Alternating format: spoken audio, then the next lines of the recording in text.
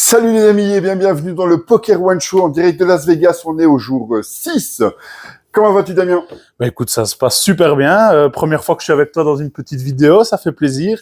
C'est pas que j'ai pas voulu prendre le temps, mais je suis pas tout seul. Je suis venu avec mon épouse et donc j'ai essayé de passer aussi un peu de temps avec elle et donc j'ai pas encore su participer à une petite vidéo.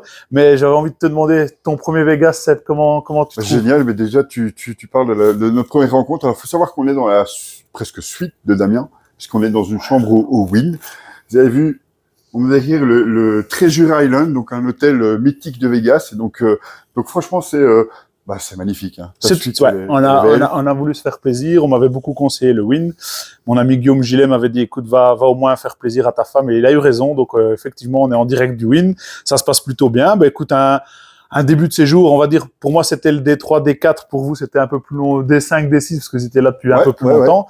Mais pour vous donner des bonnes infos, dimanche, c'était clairement le jour. On a commencé en détente avec Rico et Jean-Marie. Donc, samedi, on a été au Golden Nugget. On a été visiter le Fairmont. C'était pour ceux qui ne connaissent pas, c'est le vieux Vegas, là où tout a commencé, au Binions, puisque le Binion était l'endroit mythique des premiers championnats du monde de Las Vegas. Et donc, on a été au Fairmont. Donc, Fairmont Road, ça, c'est vraiment l'avenue un peu folle, avec des shows. Avec les écrans au-dessus un de nous, plafond lumineux. Plafond lumineux, c'était vraiment magique. Alors, effectivement, donc moi, j'ai évidemment visité le Strip avant, visité Fairmont Street. Ouais.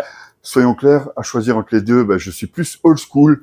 T'as mieux le Fairmont? Ah, mais à 100%. Rico aussi. Au niveau ambiance, il y a des artistes de rue à chaque coin rue, c'est le cas de le dire. Vraiment, tous les 10 mètres, on voit quelque chose. On voit un magicien, on voit un chanteur, on voit des danseurs, des performeurs. Il y a de tout. Donc, c'est au niveau ambiance. J'ai même croisé Chewbacca.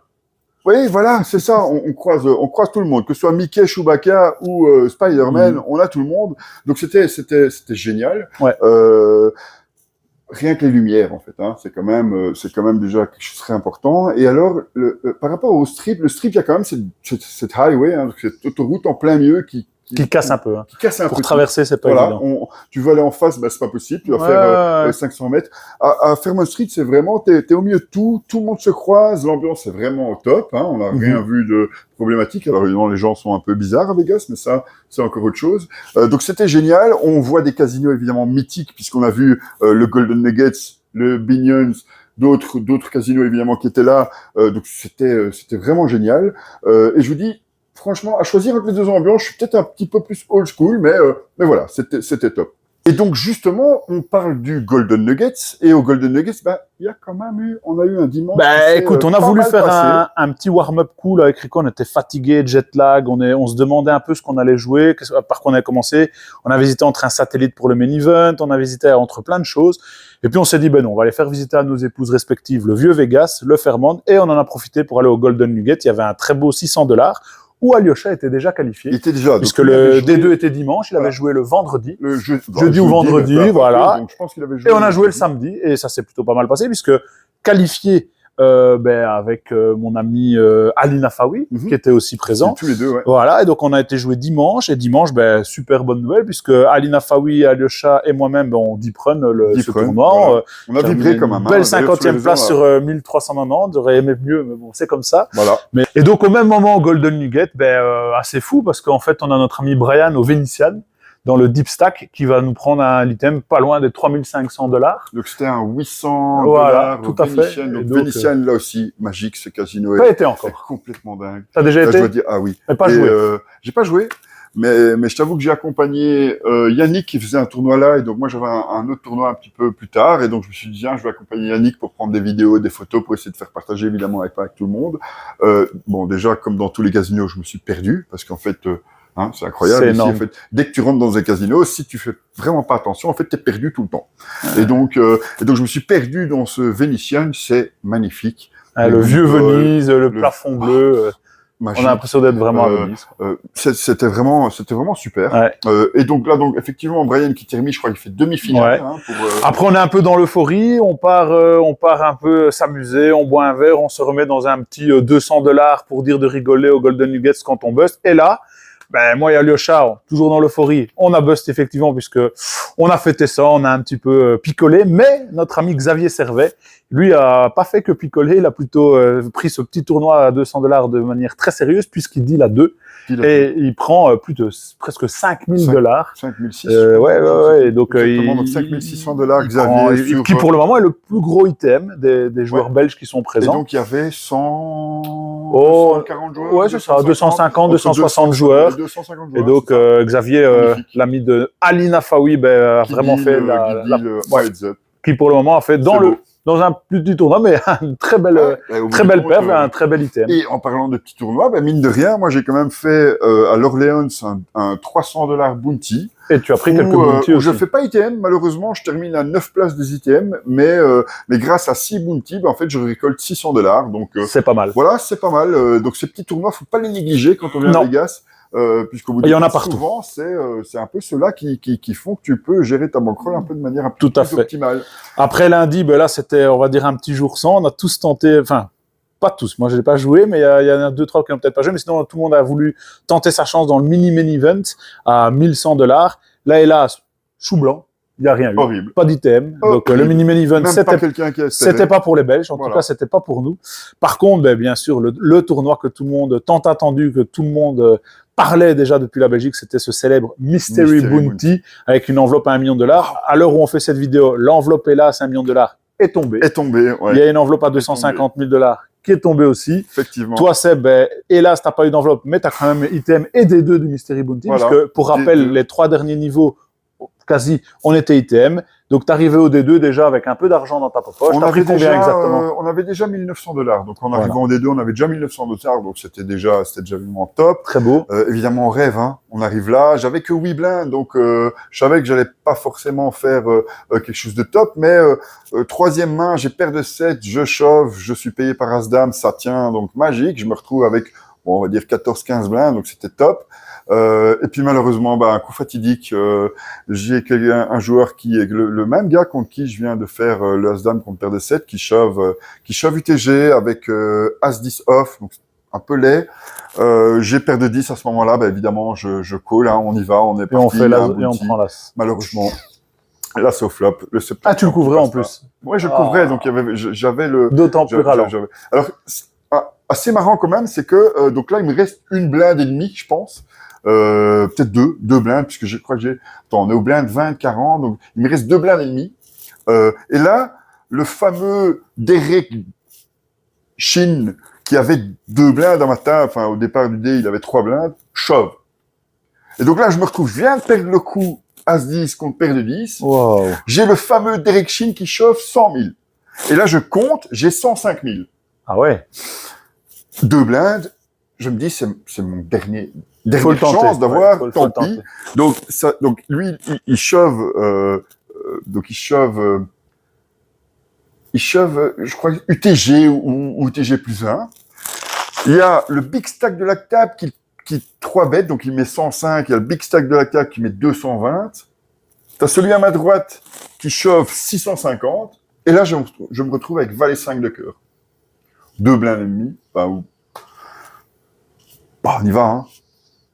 Et en plus, l'autre isole, donc je me dis, magnifique, le gars qui chauffe, donc magnifique. Et donc, je paye en me disant, c'est la dernière chance que je peux avoir le bounty, malheureusement. Donc, il y a le chin, là, à As-Dame.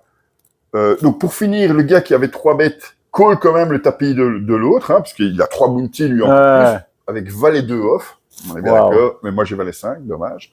Et la paire de 10, pour celui qui avait shove, le 10 au flop, les choses étaient Brelan, il a nettoyé. C'est terminé. Donc, c'est pas vraiment ce coup-là qui fait évidemment mon tournoi, c'était le coup juste avant. Bien sûr. Mais, pour dire que malgré le fait que je perds sur 70-30, j'ai quand même eu encore l'occasion d'avoir un bounty. C'est pas passé. Par contre, bonne nouvelle. Toujours à l'heure où on fait cette vidéo, on a notre ami Yannick Hansen, toujours bien en course. Pas encore d'enveloppe bounty, mais quoi que Yannick, je le connais, c'est un taiseux. Il est peut-être capable d'avoir déjà une enveloppe ou deux et de ne rien dire. Non. Il est capable, il est capable. J'y crois pas, mais par contre... Mais il est dedans. Il est toujours bien dedans. Maintenant, qui doivent être aux alentours de 50 000. Et la dernière nouvelle, il faudrait qu'on vérifie, mais il avait 1,2 million, 1,2 million, ouais. Donc c'est pas mal. On vous fera évidemment le résultat au bout du compte de la journée, hein, ça c'est sûr. Mais donc voilà, il y a encore un espoir pour Yannick. Évidemment, c'est le meilleur de la team, donc quoi qu'il arrive, la machine. On a la technique qui est toujours là présente aux tables, donc on espère tout le bonheur. On vous reviendra avec un autre Poker One Show, bien entendu. Sinon, pour parler un peu hors poker, qu'est-ce qu'on a fait assez de sympa? Moi, avec Rico, on a été dans le vieux restaurant mythique de Al Capone, donc un restaurant où il fait très sombre, comme ça, avec un vieux crooner, tous des plats italiens, c'est absolument exceptionnel. Rico et son épouse ont aussi découvert cet endroit magique. Avec Rico, on avait déjà eu la chance, il y a quelques années, d'y aller manger, et c'est vrai que ça, pour ceux qui vont à Vegas, je vous invite vraiment à aller dans ce restaurant, donc Al Capone Speaky, qui est vraiment assez incroyable. Donc voilà, et donc ça, c'est pour le petit côté hors poker. Hors poker. Je sais qu'Alyosha a été avec notre ami Yannick Hansen jouer contre Jordan Verbraeken et Wim Verhagen au paddle. Et voilà, c'est quand même une victoire de Poker One. Et c'est une victoire de Poker One sur Wim et sur Jordan. Wim, qui pour la petite histoire est un GG qualifieur, puisqu'il va jouer aussi, enfin il a joué, je pense, le main event hier, je ne sais pas ce qu'il a fait. Et donc Jean-Marie est en plein main event pour le moment, où on parle aussi. Donc Jean-Marie est en train de jouer ce magnifique tournoi à $10,000. Et moi, pour ma part, ce sera demain à partir de 11h du matin. Donc voilà, on espère que on va rêver encore. Il reste Jean-Marie dans le 10 000 main event. Il reste encore Alyosha dans un $2,500 au MGM, donc magnifique. Rico dans un $800 Rico à l'Aria. Voilà. Et donc on a, je pense, et Ali et Xavier jouaient quoi aujourd'hui? Ouais, mais eux ils viennent de bust et ils sont partis dans un 400 au Bally's Paris. Au Bally's Paris. Voilà. Ah bah voilà. Donc voilà les amis, c'était le deuxième Poker One Show de Las Vegas. On espère que le troisième. Le troisième, on annonce la victoire au main event. On espère. Ou déjà des beaux items au main event, ou surtout une table finale du Mystery Bounty de notre ami Yannick Hansen. Et là, on vous la fera vivre en direct. Je pense qu'on ira. On fera un live. Alors, je vais déjà passer ce soir. J'ai la chance d'aller manger au Kame, que Thomas Boivin m'a conseillé, qui apparemment, pour les amateurs de cuisine japonaise, le Kame est un 2 étoiles japonais ici à Vegas. Et Thomas Boivin m'a dit que c'est absolument exceptionnel. Et donc, on va aller tester ça. Et par après, on ira prendre le digestif, j'espère, en étant dans le rail de notre ami Yannick Hansen, qui, j'espère, sera toujours en course. En parlant de Thomas Boivin, d'ailleurs, il y a quand même une info qu'on doit donner. Au Golden Nuggets, on a fait probablement une des plus belles photos. C'est vrai. Qui est sur ton mur, qui est même en photo de profil, je pense que tu l'as mis. Je l'ai mis en photo de couverture parce qu'on a quand même fait une des plus belles photos de Las Vegas, reprenant les Belges présents. C'est vrai. Thomas nous a fait le plaisir de venir nous rejoindre au bout du compte. Alors il y a eu Laurent Manderlier, Laurent Manderlier. Donc c'était. On a croisé Gatti, mais il n'était pas présent à cette photo, mais on l'a croisé également. Partir aussi, mais voilà, on a réuni quand même une bonne dizaine de Belges à Vegas. Et d'ailleurs, je me souviens de ce que Thomas a dit en disant, j'ai jamais vu autant de Belges à Vegas. C'est vrai. Donc c'était chouette. C'était un moment déjà rempli d'émotions pour moi aussi. Il faut quand même savoir que Thomas, ou même pour toi, j'imagine, ça reste quand même une star de notre profession. Donc pouvoir croiser ces gens-là. On parlait du mini main event au bout du compte où on n'a pas trop performé, mais il faut quand même dire qu'au même moment, il y a quand même eu le 10K qui se jouait donc dans la même salle et on a pu croiser toutes les stars. On a vraiment, on a vu Phil Ivey, on a vu Negreanu, on a vu Bonomo, on a vu Kirsten Bicknell aussi, j'ai vu là, l'épouse de... Bref, j'étais comme un gamin à Disneyland qui voit toutes ces stars. C'était un moment magique. D'ailleurs, je l'ai partagé évidemment sur les réseaux. J'espère que vous avez tous kiffé. Qu'est-ce que tu penses d'ailleurs des réseaux sociaux et qu'est-ce que tu penses de la couverture que je fais pour l'instant? Pour le moment, je suis très content de toi, Seb. C'est pour ça que Seb était aussi présent, pas que pour jouer. On connaît son talent à table, mais je ne connaissais pas encore ton talent de montage vidéo. On verra donc, ça va donner, voilà, je suis content en tout cas que tu fasses un peu vibrer tout le monde. Sans toi, c'est vrai qu'il n'y a pas de coverage.